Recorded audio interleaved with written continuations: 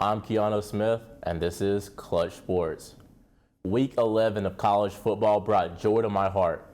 My favorite team actually looked like a football team, while your team probably got dog-walked. But let's get into it. The Clemson Tigers brought nothing but destruction to the Georgia Tech Yellow Jackets. This game was interesting from start to finish. With Clemson coming out on top 42-21, I can honestly say this is the Clemson Tigers we have grown accustomed to seeing over the years. Clemson QB Cade Klubnik had an above-average day, throwing for 205 yards with 23 out of 34 completions, 4 touchdowns, and 1 interception. This is very surprising.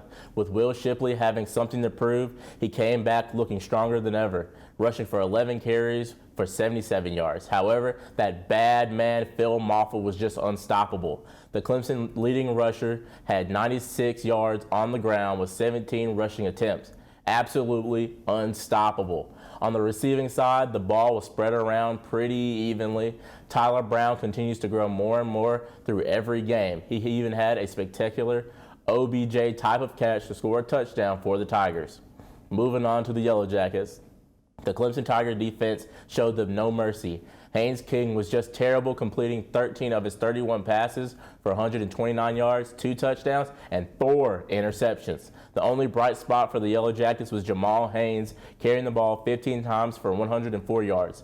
Moving on, the next game that needs to be discussed is the top 25 matchup of Tennessee and Missouri. Missouri obliterated the Volunteers, coming out on top 36-7.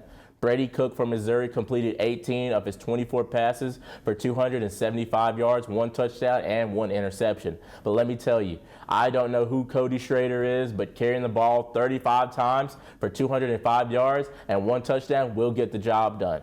To go along with his 205 rushing, he also caught 5 receptions for 116 yards. This dude is an absolute menace and is a key piece for the Missouri offense. Moving on to the Volunteers, Joe Milton continues to be average, throwing for 267 yards on 22 out of 34 passes, 1 touchdown, and 1 interception. The Missouri defense put a beating on the offense because no one stepped up for the Volunteers.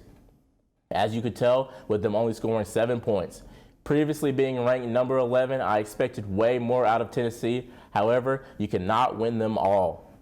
Next is the Georgia and Ole Miss. Coming into this game, I expected this to be a high-scoring game, especially because of the offense Ole Miss has.